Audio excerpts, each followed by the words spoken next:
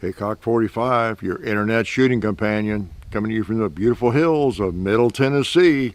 Yes, Tennessee, the home of Alvin York, the former home, well, of Alvin York, Jeff Quinn, many others, adopted home of so many people. I could read a long list. Johnny Cash, Loretta Lynn. It would take all day, wouldn't it? People whose names you have heard. Household names, like FN, speaking of that. Oh, I forgot to put my ears on. I don't need them. Boom. Nice.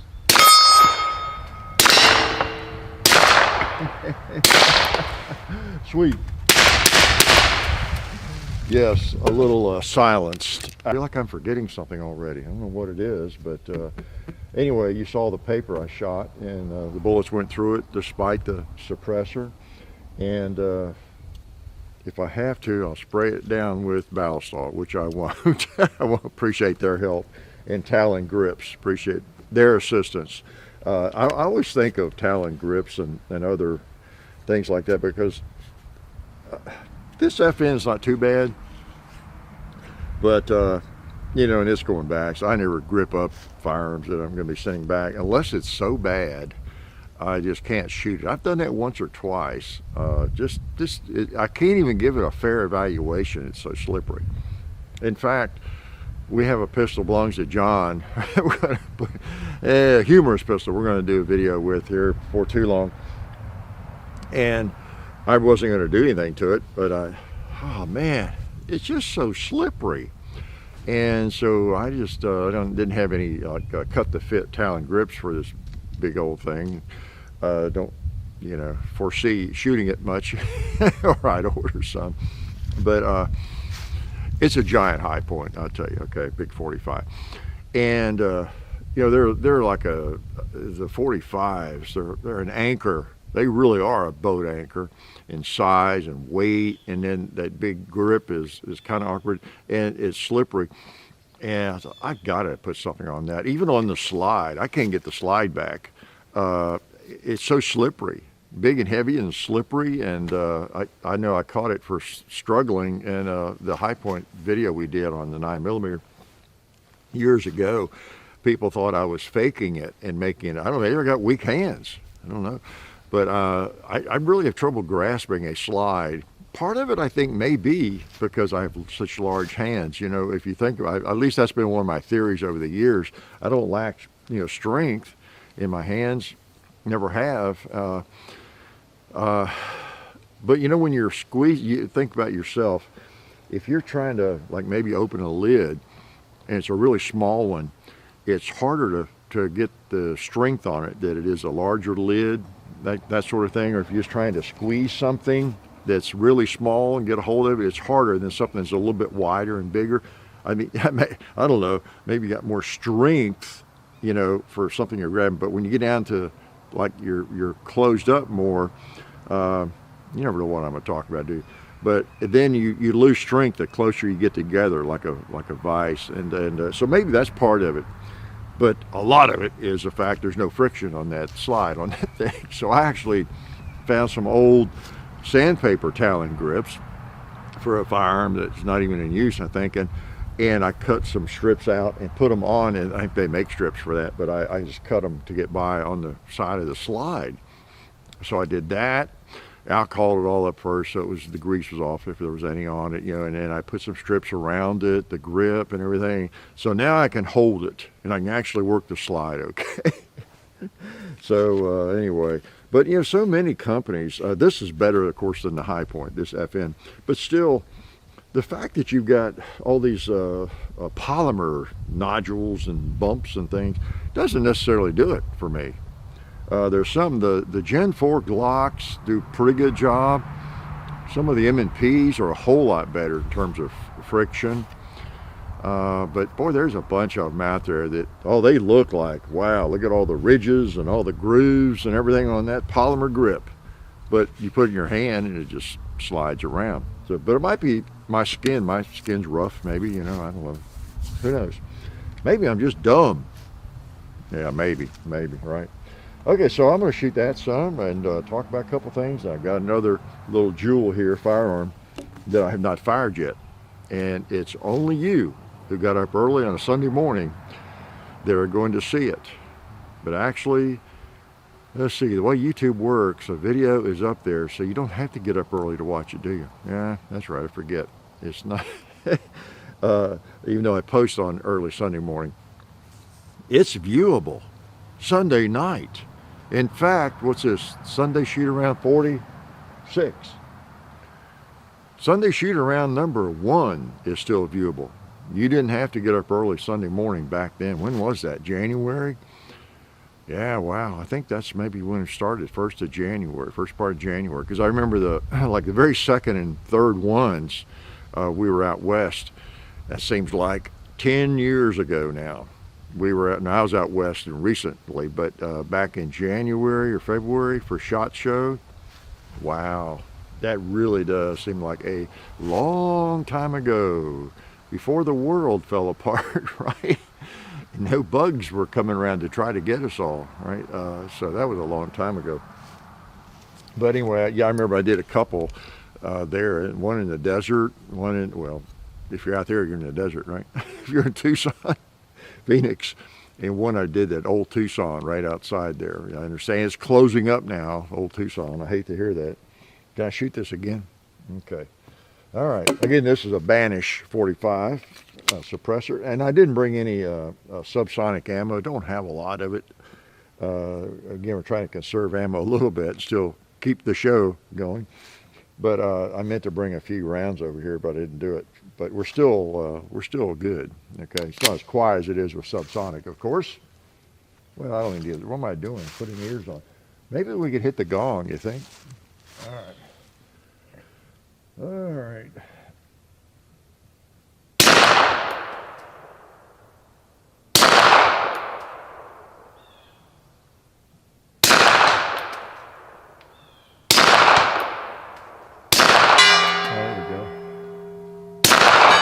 Yeah, I think I was going a little high. Okay, just a hair.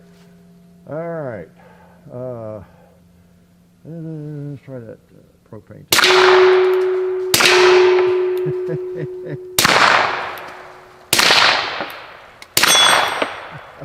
Nice.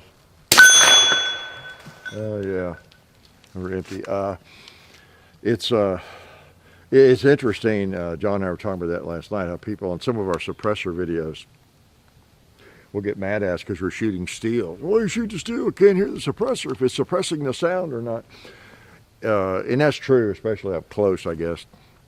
But if you're the shooter, if you're here with us, it's different. It really is. We're so used to shooting. The reason we're drawn to shooting steel, especially with a suppressor on, and if you've ever done this, you know what I mean. You're used to, blam, and hits the steel, and you got the gunfire and the steel ring at the same still neat. You can hear the steel, but it's all happening almost at the same instant, unless you're shooting far away.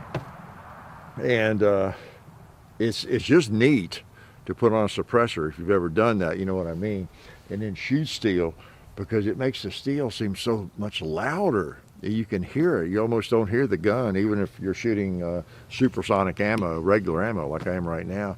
It's so neat. It's so different. It makes you want to laugh. It's just a riot. And you hear the bullets slap into the mud or the dirt, and it's just neat. So you don't think about it as a shooter as much, but I guess on camera you're trying to get viewers are trying to get a feeling for how loud it is, the suppressor or whatever, which, through the camera, you don't get your computer. You're going through this camera, then also through your computer screen, through your microphones and through your ears. And so by the time it gets to your brain, who knows how much it's muffled or not muffled or different, right? And I know I think occasionally someone will wish I had a mic on my lapels. One reason we don't, because the gunfire is more natural and more real, and the whole thing is more real. If we don't, we could do it. In fact, I've got one. I bought one, paid $400 or $500 for it, and haven't got it set up, or just in case we wanted to do it. But we like to keep it more realistic if we can, like we always have. But But anyway, gunfire is gunfire, and you almost have to be here to know what it sounds like.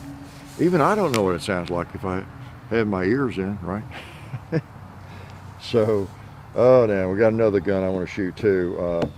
Well, speaking of guns, the AR-15 video. Hope you enjoyed that, making that decision. There were a lot of people mad, almost, not a lot, but a few mad that I think are disappointed that I didn't choose the A2 as the last one I would keep. Well, and that was my original choice, kind of, but you know, the more I thought about it, John and I talked about it, and it's my choice, of course, they're my guns and what I would give up last. But again, when I think about AR-15, it's just different from other firearms. I am thinking about, okay, no matter what happens, I've got an AR-15 and I can handle the situation probably, no matter what happens. And which one, if I had to choose from all of them, would I prefer to have to handle a situation? Well, the A2 is great, but it's kind of big, you know, kind of big. And, you know, an M4 size, you know, or a 6-inch barrel and everything, and lighter weight maybe, and just everything. It's just modern. It's kind of why not, you know, that kind of deal. It's like if you had to choose between sets of tires for your truck or car and you could never buy any more or something. You know, well, you might like the way these tires ride. These are your favorite tires. They look the best or whatever, the big white walls. But, you know, these other tires will last longer and they're better, more all around, you know, maybe a little bit better. So anyway, that's the trouble. But yeah, if I was going to sell all my ARs, had to sell them all or whatever, and I knew I could get them back, we weren't not in an apocalypse, and you know, 6 months or a year or a couple of years, I'd be able to buy them all back. Yeah, of course I'd keep the A2, because all the others are more modern, commercial. They're available, will be available, we hope, right? So anyway, that was kind of the thinking on that. That was a practicality with the AR, a little bigger an issue than with a lot of other firearms. And say, we'll do this with bolt actions and different things, and but with an AR, it's some other criteria there to look at. So most of you understand that. I think I did want to say again, I just inundated, like on the public page on Facebook, and please, again, I'm not being rude because I ignore you. I'm being rude because I hate you. No, I'm not being rude when you feel like I'm ignoring. I'm just being human. I'm sorry, I don't have 39 people to answer mail and all that kind of thing. That's what I need, 39. Not just people, 39 supermodel secretaries. Did I say that? I didn't mean that. No, I don't have a staff or anything to take care of things. And so, you know, I just skim through, and same with on comments and other places. I don't know. There's all kinds of questions and people commenting, probably hating and everything else that I never see. So, and loving and hating and, you know, everything. So I don't see a lot of it, and it's just strictly too much. I mean, it's more than I can get around to, okay? So don't feel like I'm ignoring you. I was skimming through Facebook, and I was reminded of it last night or this morning. There were like, gosh, 3 people in a row, I guess, that they're writing, and really sincere comments or messages and wanting to talk to me and call me, and, you know, different things like that, and help me with a problem they're having, a gun or something. And you know, it's just, I hate not being able to do that, but it's just, sorry, I wish I could. The videos are the thing, you know, this is it. It's got to kind of, all of it come from us. People have a hard time reaching us, really, because I don't answer the phones, you know, if I don't know who it is. And you know, potential sponsors or whoever. It sometimes takes them a long time to get a hold of us, and most of them we don't want to talk to anyway. 99% of them, they want us to, you know, some AR accessory and, you know, whatever it might be, all the millions of things you can imagine. And we're, you know, it's nothing we're going to be able to work out anyway, because we don't do a lot of the kinds of things people want us to do, or that other video makers do, or just whatever. We're weird. We're proud of it. So anyway, just wanted to say that again. I wish I could talk to all of you, give all of you a big hug, but I can't. Well, now some of you are so ugly. Maybe I don't want to give you a big hug, but no, I just wish we could, but we can't. Like you're missing something, right? What else? Okay, let me show you what else I have. You know me. Here I am, schizophrenic again. A suppressed tactical firearm. By the way, did I say this is the FN 509C, the compact, the smallest one, and it's the tactical model because of the big sights. Okay, high sights. Now, why does it have high sights? Okay, even if you're new to shooting, if you don't know anything about this kind of setup or firearms at all, here comes Fort Campbell maybe. They know about these kinds of things, but why would this firearm have such a high front sight and a rear sight? All right, boys and girls, yeah. So I better not act like I'm aiming it at the sky, right? Might be an Apache helicopter, a Black Hawk. Nah, looks like a hospital helicopter.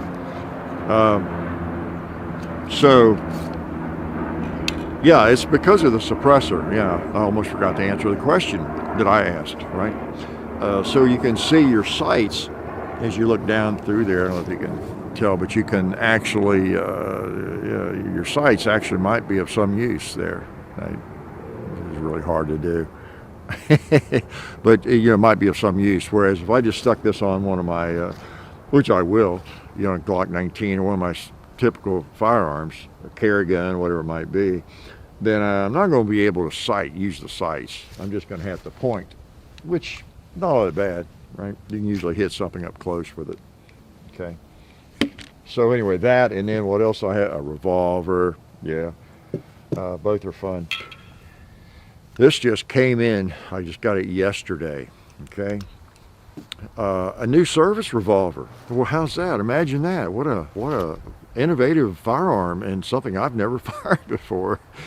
Yeah, some of you actually seen the video we have on my new service revolver, which made in 1907, I think, and then the 1909 new service revolver, which was actually adopted by the military, 1909. For 2 or 3 years there, it was used for a long time, but as needed. But before the 1911 came out. So the 1909 version of the new service revolver. And then what else do I have? I have a 1917 Colt 45 ACP, which is the same revolver, the new service revolver, simply adapted to the 45 ACP, because by then the 1911 and ACP was the cartridge. So, it didn't need to be shipping 45 long Colt cartridges into the war zones necessary and get all mixed up. That's what kind of helped kill the Smith & Wesson Schofield and the number 3 in terms of the military adoption, having 2 different ammos and everything. So anyway, so it was chambered in the 45 ACP later, but still they're all the same thing. Big old Colt new service revolvers came around in 1898. I remember it well. Well, why did I buy another one? This is one I bought. Why did I need another one? Well, even for me, it might be a little overkill to purchase another new service revolver if there's nothing special about it. And if you look at the finish on this one, there is nothing special about the finish. I mean, it's a natural finish. It's the original finish. And you can tell it had a nice bluing on it when it was new, but it's got blemishes here and there. Why? Because it was used, it was carried, and the appeal on this one is what's on the back. If you can read it. Well, I mean, I know you can't if you're in Kentucky, right? My relatives can't read it. I'll hold it up here. I don't know if it'll focus on that or not. But you see that on the back. It should have an R, N, W, M, P. I had to think there on that one, yeah. Because that stands for, some of you already know. Any of you old dudes, gals ever watch, who was it, Sergeant Preston of the Royal Canadian Mounted Police, those shows. And well, this is a firearm that was adopted by the Canadian police. Okay, specifically this one is because it was the Northwest Mounted Police back when they were called the Royal Northwest Mounted Police. Okay, this one was made in 1919, and they adopted the new service revolver in, I think, 1904, 1905, but it was in the Webley card, 455 Webley. They call it Ely, I guess they pronounced it. They didn't want to call it Webley because that was their big competition, the Webley revolver, Colts.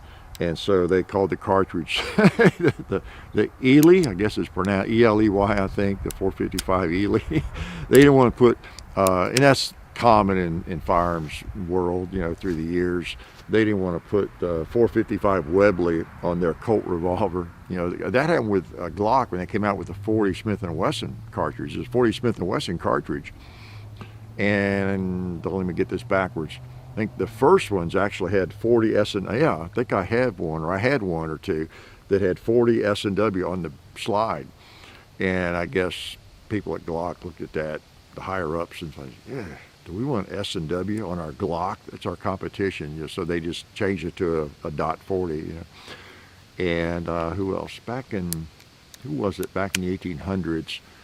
Oh, the 44 Winchester Central Fire cartridge, very popular since 1873, when it was just a 44 Winchester round. Oh, was it Colt or was it Marlin? When Colt, I think it was Marlin, one of the rifle makers, when they chambered their rifle in it, they didn't want to call it the Winchester round.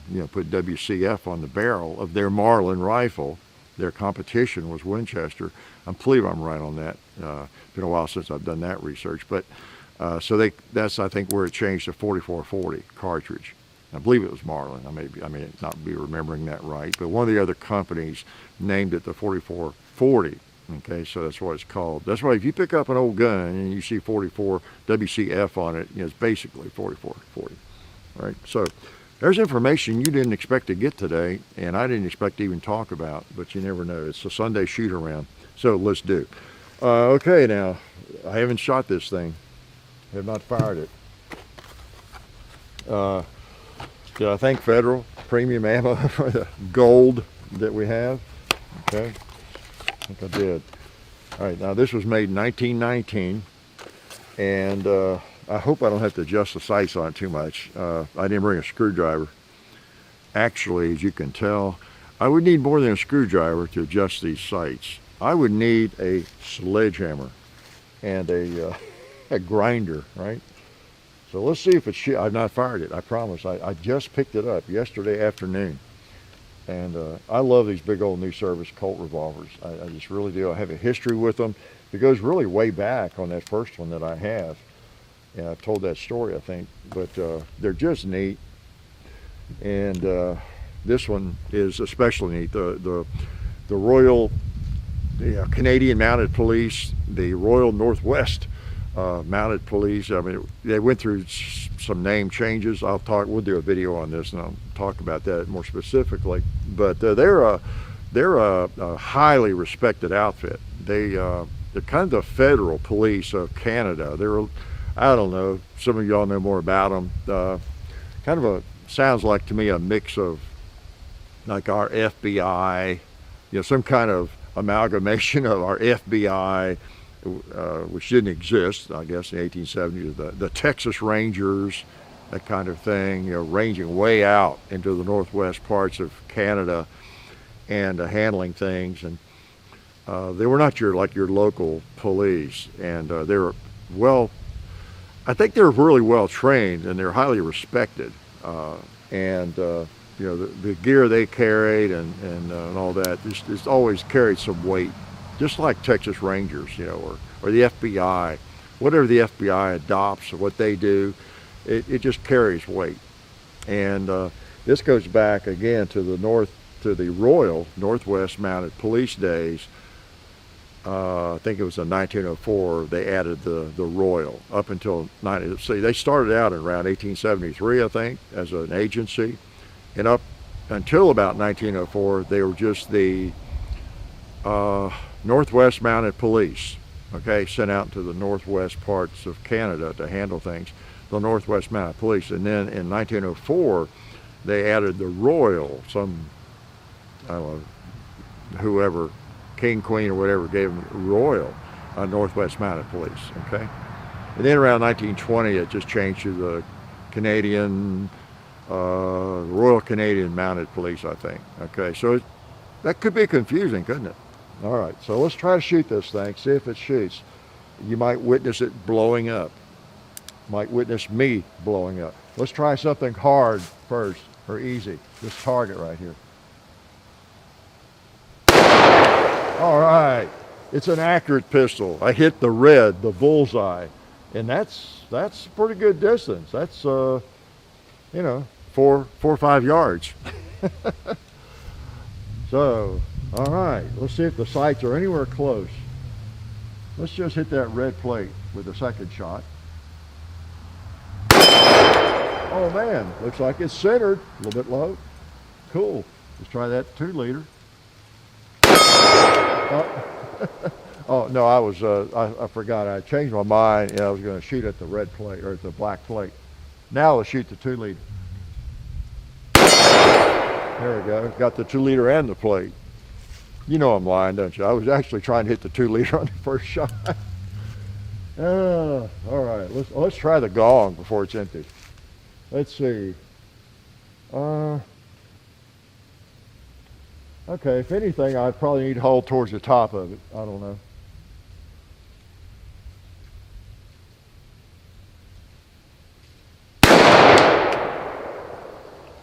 Got 1 round left. Maybe I'm holding too high. Let's bring her down. All right, I just held right in the middle of it. Can't see where I hit, but I can tell I hit it. All right, that's always a little bit of a relief that a firearm shoots where you hold. Seems like it's right on. It's got a nice crisp front sight too. I like that. You know, for fixed sights, as it's called, no adjustable sights, no fancy blade that serrated that catches light better or doesn't catch light and reflect on you and all that kind of stuff. You know, just a groove which you can see, and you know, and that nice sight picture. Nice sight picture. I love sights like this if they're on. Like on my Colt single actions, if the sights are on, that Model 65 Smith & Wesson, that little 357 Magnum is like that, the one I shaded the hammer on, you know, it's right on, and it's just like this, a groove and a sight up here. I mean, you could take a hammer, you're not going to mess up the sight. You could throw it up against the wall 20 times, hopefully unloaded, and you're not going to mess up the sights probably. So that's just nice. Talk about rugged. That's the ultimate rugged sights. So it's always nice, especially with a firearm like this, when the sights seem to be on. I'll shoot it more. But I mean, they're close. I can tell already. They're close enough. Fine. They're fine. They may be. Looks like they're really good. So that's nice. That's nice. That's a nice bonus. With a historical piece, kind of a collector's piece, these things get expensive if they're in really good shape, because if they belonged or they were carried by the Northwest Mounted Police, or the Royal Northwest Mounted Police, or the Royal Canadian Mounted Police, whichever years it was, they are collectible. I've seen them go for big dollars, thousands of dollars. This one, with its blemishes and everything, I got for, yeah, I don't know about reasonable, but I didn't have to pay arm and a leg, just one arm. So anyway, it's neat. I love these big old things. You know, the first one I have, I'll kind of shoot it one more time. The first one I had, I've told that story. Dad was a contractor in construction up in Kentucky, and they were remodeling a bank, rebuilding a bank in Covington or Cincinnati, I think. And they had to move these huge safes out of there, these old safes. They'd been up against the wall somewhere, and the bank had, I don't know what the deal was exactly. You know, he's been gone so long, I couldn't even ask about it. But it was a deal where they moved one of those safes, and there was a new service revolver had fallen down behind it. you know, and it had been there for ages and all rusted and messed up, but still mechanically pretty sound. I don't know, the guy on the job or the people on the bank said, "Hey, keep that old thing, whatever, don't worry about it," you know. So Dad ended up with it, and you've seen it. There's like no finish on it, pitting and everything. And how'd it go? I always liked it, and I didn't even know the history of them really at the time. This was like late 70s probably, and I bought it from Dad. What was it? I bought it for like $50 from Dad because I liked it, and I loaded for it and shot it. I was shooting 45 at the time and everything, and then he wanted it back at some point. I didn't really want to give it up. I liked it, and he had a bunch. He had gotten into hand loading, and I remember he had a cigar box full of 38 caliber lead bullets, you know, and he wanted it so badly, I essentially gave it to him, but I traded him for those bullets, you know. And he had it in the ceiling, in the basement, up in the ceiling in a holster, which I still have, up under, you know, how the, what do you call them, the false ceiling, the low hung stuff, the asbestos type panels or whatever you call it. You could push them up. He kept that in a place up there. I knew where it was. Nobody else did. Nobody else could gotten to it. And that was his defense. He was down in the basement because he was down there a lot. You know, something went on upstairs, you know, whatever. He had that 45 new service. And I later either talked him out of it, bought it from him again, or yeah, I think it was before he died, I ended up with it again. But anyway, it had some history, and neither one of us were an expert in the type of gun it was or knew all that much about it, except it fired 45 and it was cool, and just like this one. So I'm gonna shoot it again. So I like the old new Service revolvers. I never did have one in the 455, you know, British cartridge, but no desire to really. Let's shoot that guy again. Let's try that 2-liter.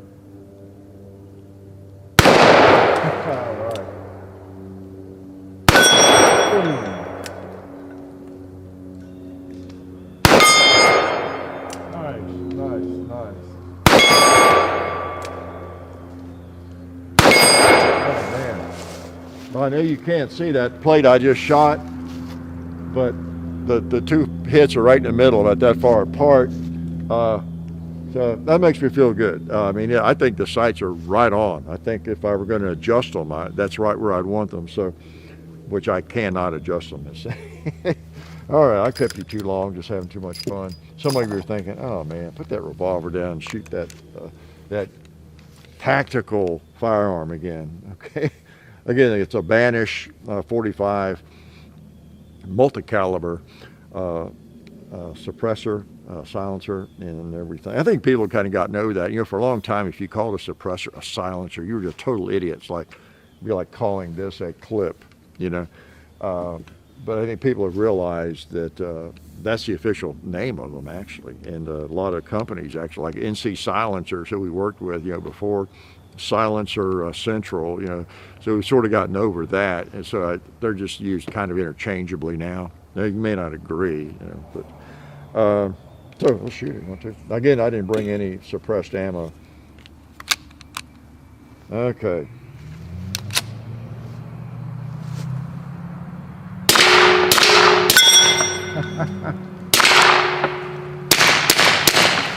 Nice. Let me try the gong again.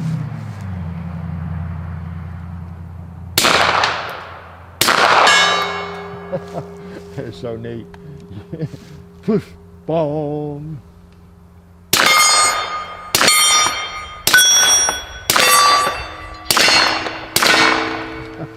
You old hog.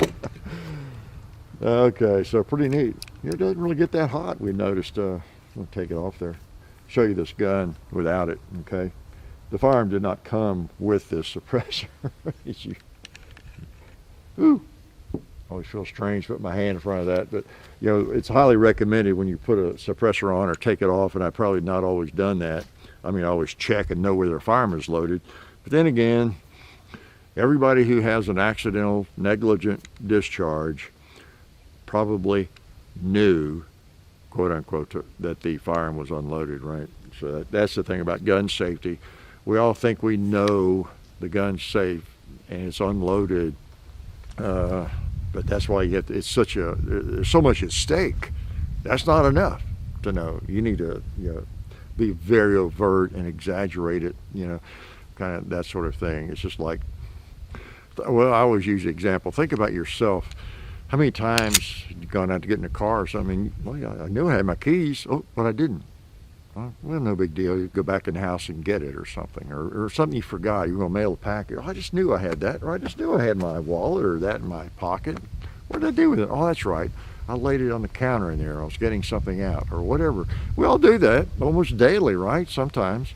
Well, no, not daily. I don't want you to think I'm suffering from early onset dementia or whatever it is, or late onset dementia. No, but we all do that occasionally, where we just knew something was whatever, and it's not. We actually have a brain fade of some sort occasionally, and the thing is, when you do that with a firearm, so if it can happen with anything else, it can happen with a firearm. So we exaggerate it, don't we? We exaggerate it. So I'm going to even want to put the thread protector back on. That's one, of course, the difference is when you get a tactical model, it's likely going to come with a thread protector or a threaded barrel, okay? In case you want to stick on a suppressor, a silencer. But this is the firearm without that, okay? Little compact model. Pretty nice. This is one compact though. I think I do like it. Does feel better to me like this. It's been too long since I've shot the mid-size FN 509. I've been meaning to get one of those. I just haven't. In fact, I think the mid-size is my favorite. Now I don't know. This could go as a favorite because when you put that grip in there, you get the same grip. I guess that grip's almost as big as a full size, isn't it? I think the mid-size is my favorite on the 509. I've been thinking I'm going to take my full-size 509 sometime to a gun show, if they ever have another one anywhere, and maybe I'll trade it for a mid-size, okay? Because all the magazines will work, interchangeable and everything. So that's the tactical model there. And I don't know what that is. What's that, a cigar holder? Yeah. All right. And I should shut up and look. Was there anything important that I had to talk about? Oh boy. Probably not. Is there ever? Like I said, do I have anything I made a note about? Yeah, one thing still comes up is someone was giving me a hard time this week about using the word gun, calling, what was it? The VAR, I think, a gun. And that pops up every now and then. In fact, we did an FAQ on that. I think John did that one. I know that in the military, you're dealing with a lot of people, a lot of trainees, a lot of situations, logistical situations, and what people say, what they call things is very, very critical, I guess. Maybe even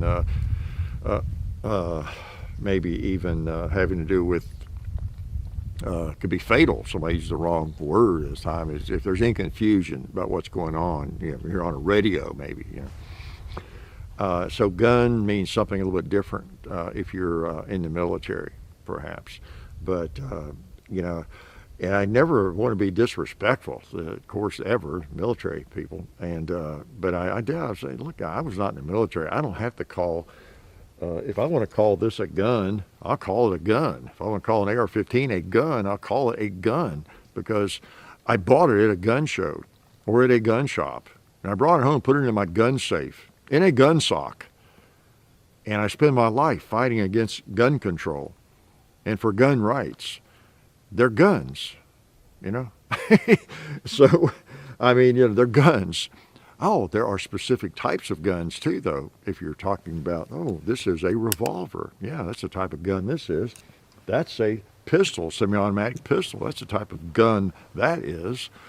But, it's like getting hung up for calling what's sitting in the driveway a car. It's not a car. It's a crossover. Or it's a Toyota, It's a sedan. It's not a car, you know. So all that, whenever someone gets bent out of shape on that, I find it humorous, okay? And again, you folks that have been in the military or you're in the military, you know, I understand you have to. It's like teaching. When I was teaching all those years, there are certain rules. I used to tell the students that, so I don't like coming off as an idiot, a police state person, you know, even as a teacher, even though they're, you know, high school or middle school students. I would spend a little time just explaining to them, okay, I know there are a lot of rules in schools, and some of it just seems silly and like unnecessary, especially, you know, the more mature students out there. You know, not chewing gum, for example, or just whatever. What's the big deal? It's like a police state if you're a youngster. You know, I understand that perspective. And the reason for a lot of the rules that seem so silly, and they really kind of are objectively, you know, looking at it, but it's because of the numbers. It's the numbers of people, you know, that you have. And even if you're in a situation where just a few people cause a problem of some sort, it disrupts the entire situation. You know, you just can't operate. It's kind of the military way. Everybody, it has to be regimented. The more people you have, is easier, simpler way to say it, I guess. The more people you have, numbers of humans involved in something, the more regimented it ends up being. It just does. Kind of why cities, you know, are such police states, I guess, sometimes, or they're just different.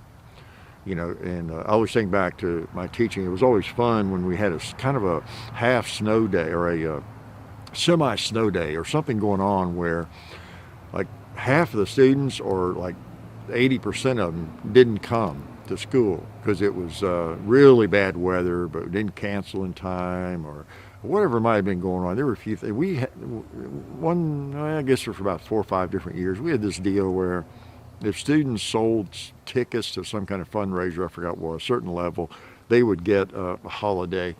But it had to be a school day or else it wasn't a holiday if everybody was off, right? So it was kind of a motivation thing. It was a money maker. For a private school, you have to do a lot of that kind of thing. And there'd be a day each year where, because they'd work to get that day off. But you'd have 4 or 5, you know, students in each class. And either their parents didn't agree with the program, you know, that's a specific thing, you know, to sell this or whatever to get the day off or whatnot, which I understood. Of course, everybody did. But you'd end up with 4 or 5 students in each class. But because of that, as being the carrot, you know, get a day off, a real day off of school, then we had to make sure that was a regular day of school, even though we knew we weren't going to have many students. Yeah, of course, you adjusted the curriculum. That wasn't the day you chose to start a new math concept, right?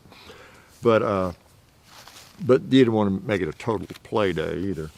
And it was always so neat. I always enjoyed that day and days like that where you have, maybe you sit there and talk and chat about certain things and kids. It was just kind of so relaxed.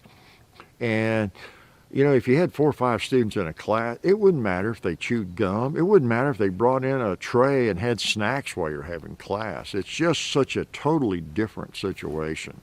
You know, it just really is just a small group. And anyway, I would try to explain that to them, that's what it's all about. Just think about that. You know, if you have ever been in charge of a bunch of your brothers and sisters or helped with Sunday school or whatever it might be, you know how it is. It's difficult to keep people in line.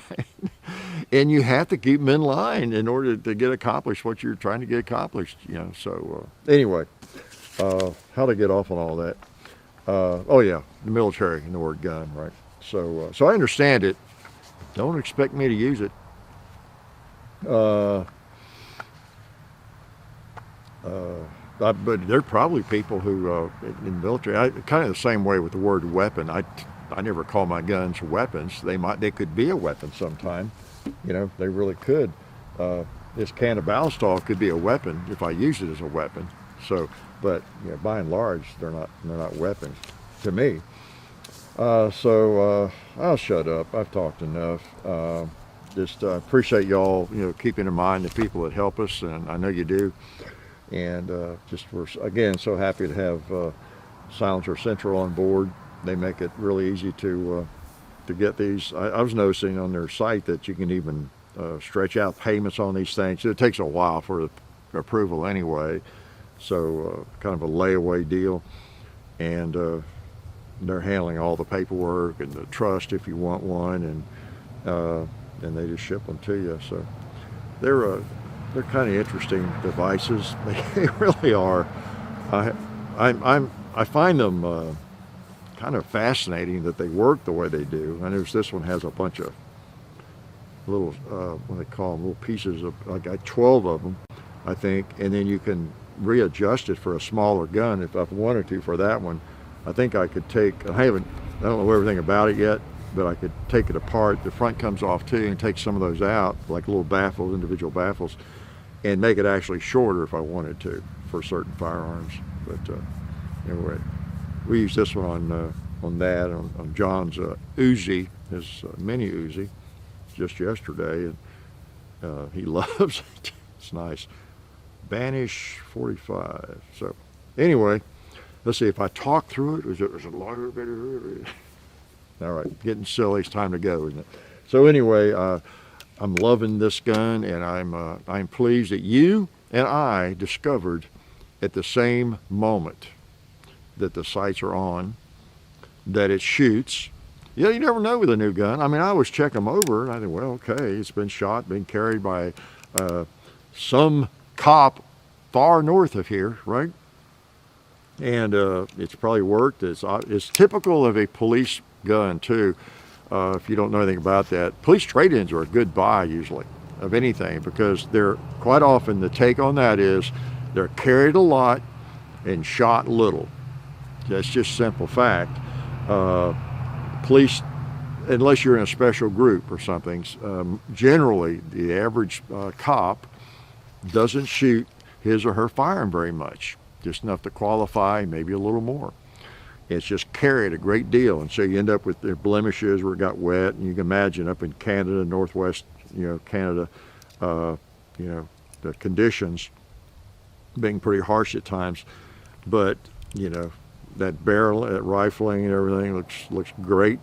It's in great shape mechanically, and like I said, they chambered these in 455 Ely until about 1919 when this one was made. Maybe a little earlier. I've read conflicting, like 1917 or 18, but this was one of the first years, 1919, that they were chambered and issued in 45 Colt. They went to I didn't finish that story, I guess. They went to 45 Colt around that time, and then I think for the rest of the duration. And they saw some use in Canada, as I understand, up into the 1950s. But they were actually made, bought, issued, I don't know, up until about World War II, I think, or something. But then they're still around and they're used, and no telling where they showed up. But anyway, the markings on the back strap, that's what, I guess you have to be careful. Somebody could fake that, right, on the firearm. But good old Colt new Service Revolver. It was a great design. I read, too, that they used the Webley for a long time, back in the 1800s and up into the early 1900s. But soldiers, I think they were able to get their own personal gun at times, and they would actually end up with a Smith & Wesson or a Colt of some kind, because they were just better guns than the Webleys that they were issued. And I have a negative impression of the Webley, because the one John got me, that story, never could get it to work. It broke, finally got it fixed, and it still wouldn't work. It seemed fragile as heck to me. And that cartridge is kind of weird, that little cartridge. I mean, it's effective, it's a 45, but that firearm is like overly designed, I don't know what it is. It's just interesting. It's nothing like this, put it that way. And I can see why people would prefer the Colt, or the Smith & Wesson. And they were carrying these even before it was official, as I understand, some of the other game guns. And then they merged with, was it the Dominion Police or whatever, which was another group like the FBI, and then that was in 19 or 20. And they had already been carrying this particular gun, the new Service 45 Colt, and so they all did. And it's a good cartridge. They done good. 45 Colt, I've shot a few of these myself since about 1974. 1973. 1972, actually. I started hand loading it in 1974. So I've shot a lot of these and a lot of 44 Magnums and Specials, and just something special about a big bore. It really is. Big old guns, and they get the job done. I like it. So I'm glad you came out, and I guess I talked way too long today, but appreciate you watching. We'll keep you apprised of when the movie arrives. We'll post something on that, and don't be too hard on me. I'm not an actor. I'm barely human, okay? And again, we just have small parts, later in the movie, and and it was just fun. So it was a why not? Like I said, it was a why not, and because you never know when zombies will appear, or when your family members, your neighbors, will become zombies, and you need really to watch all the training films and documentaries about zombies that you can. So you will be well prepared, know how to handle that situation. So I'm going to let you go, and I'll talk to you probably next week. How's that? So hope you're keeping track of what we're posting. And, I know I see all over YouTube, everybody talks about it, how they get unsubscribed and they're not notified. And I post a video, if I post a reminder on Facebook, which I don't do that often, about a video that we're posting, or even post a video. I posted a little thing that John did just a day or two ago on Facebook because it was so short. And I mean, people are like, where have you been? Man, I haven't seen you play on. We post 3, at least, sometimes 4 videos every week. And YouTube, that's where we are, YouTube.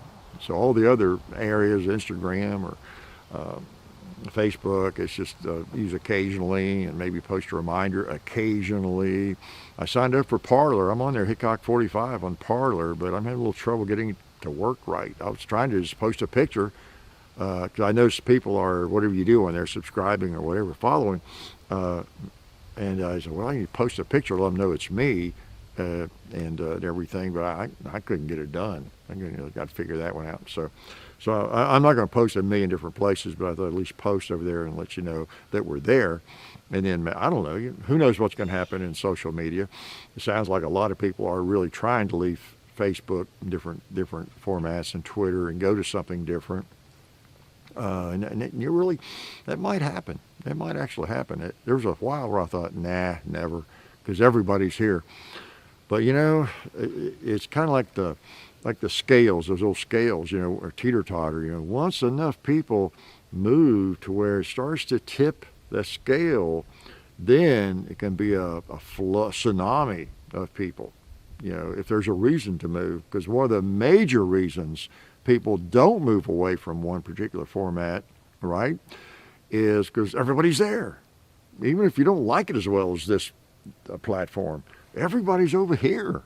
It's like you're in a room, a party, or people, all the people you know and want to talk to are in this room. There's a few that go over to that room, and you like those people, but I don't really have time to go over there right now and talk to them. This is where everybody is, almost, that I know. But if enough people start creeping out of that room and you realize, well, a lot of my good friends are over there, some of them are over here too, why are they in that room?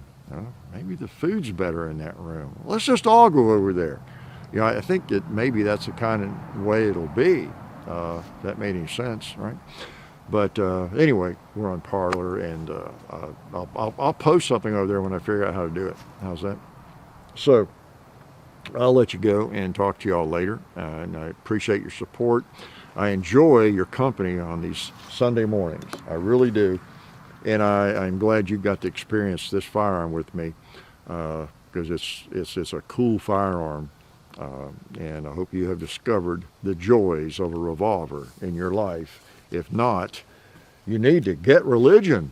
Get the revolver religion. Hey, that's pretty good. A little alliteration there. The revolver religion is something you should be working on. So, I left the music out this time. I meant to say, I had the speaker over here. I said, a few people have complained about the music. And but again, handful. I'll tell you what, I'll just not do it today just for something different. All right. Now, that's another topic. You thought I was going to be gone. I did too. Last week I mentioned about a handful of people. What was it I said? Something about they didn't. I thought I was too political, I guess. Yeah, or something like that. And then there were some people that kind of misunderstood me. Because last week I said, maybe I won't talk about politics as much this week. A few people don't like that or whatever. Well, believe me, a handful of people don't drive what we do. Okay, we've been doing this long enough. We have our PhD in social media, in terms of feedback and what people say and what we post and what we do. It's mostly just driven by what we enjoy doing from the very beginning. We really haven't changed much in that regard because we are both gun nuts, and so we feel pretty safe. And we have a varied interest as gun nuts, John and I do, and some areas if I don't have a strong interest in, he has. I mean, so we sort of have the firearms world covered in terms of our interest and what we know we like, okay? And so we kind of know, we know how people are. So yeah, it's mostly what we figure out to do, right? And we have a mission basically for the Second Amendment, and we're going to do things the right way. We're going to do things the way we want to do. We're not going to dwell off ever into like tabloid journalism, YouTube world journalism, pseudo journalism, tabloidism like you see out there sometimes, where people will just do anything, they'll say anything to get attention, get Patreon members, or clicks, or whatever it is, because you can easily do that. Just pick on somebody with a bigger name than you. Okay, that's what people do all over the internet. There's so many ways you can get attention. There's so many ways you can pander. Okay, we sort of know and have known for the whole time what we want to do, kind of what our mission is, and what we enjoy doing. So when I say something about, well, some people didn't like that, or a few people, I'm really just kind of making conversation almost, okay? Because, as I have said before, no matter what you do, there's going to be not just a handful, there's going to be a big group of people that are not going to like it. And then there's going to be a big group of people who like it, no matter what you do, right? So you have to be able to see through all that and just do what you think is right for you, okay? But then again, I did say that, make the comment, so it was precipitated by the fact that there were several people who made that comment. And I think because I don't want to get too political. We don't want to become the political channel, okay? There's plenty of those out there. And so that's the reason I kind of mentioned, because I remember seeing some of those comments that week. Yeah, I really did get on my high horse, didn't I? You know, and that's why they made the comment. They know I was more political than I normally am, and I don't want to be more political than I usually am. You know, we are political. If you're a gun owner, you better be political, okay, for the Second Amendment, to some extent. But well, to a large extent, it's just how you do it, whether you come at it from party politics or whatever. And, we come at it from freedom and liberty in the Second Amendment, whatever party you belong to or prefer. But so anyway, that was kind of my thinking on that. Yeah, I don't want to overdo it. I don't want to overdo it. So I mentioned that. You know, there's a phenomenon. This is not exactly inside baseball, but I see it as I go around. I see videos, little short videos, or videos where maybe the person just has 20 followers or 300 or something like that, but it's an interesting video about something, you know, look at it. And it's something that so many people do, and I don't want to be guilty of that, is like I said, you can find somebody that will say anything, either negative or positive, if you post a video, do a posting on Facebook or anything, right? So a lot of people use that as a springboard, kind of a marketing thing. Well, people were asking me to demonstrate something.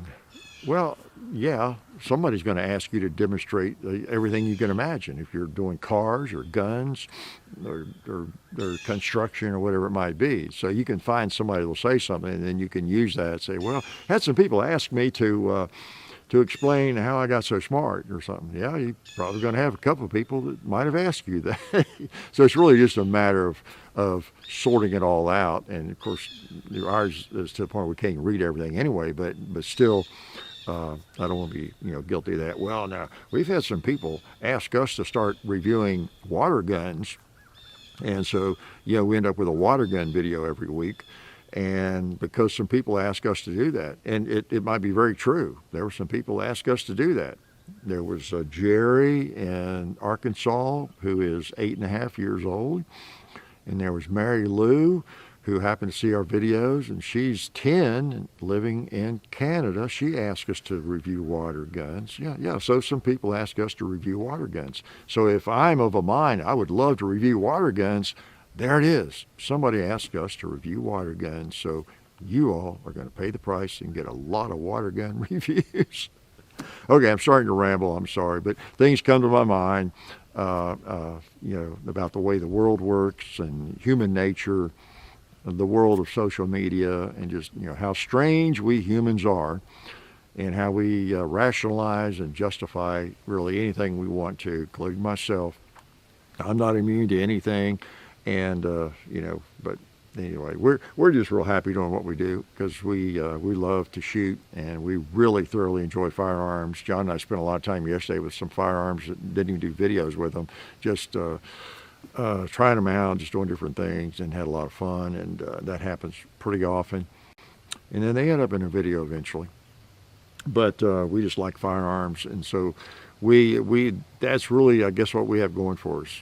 We know firearms fairly well, but we were more than that. We really like them. We really enjoy them, and the mechanics of them, and how they work, and whether they're old firearms or they're tactical new firearms or whatever they are. It's one area where I don't know, nobody's ever competent enough. I mean, there's some people doing what we do, whether it's Ian or Matthias, that they're so incredibly knowledgeable about so many different firearms and in such depth, so I can't touch, their knowledge. I'm not saying that. But we've messed with firearms for so long that we sort of have a pretty good understanding of a lot of them. But if you can relate to, I know I can. I've been in jobs and positions during my career outside of teaching, especially sometimes in teaching, if it was, having to teach some class that was off my major and had to, oh man, I got to bone up on it, whatever it might have been. We've all been in a position where we had to do something, and we kind of needed to be the expert, right? We kind of needed to make our department or the people under us or the people we're working with sort of think we knew what we were talking about. And we really did need to know what we were talking about.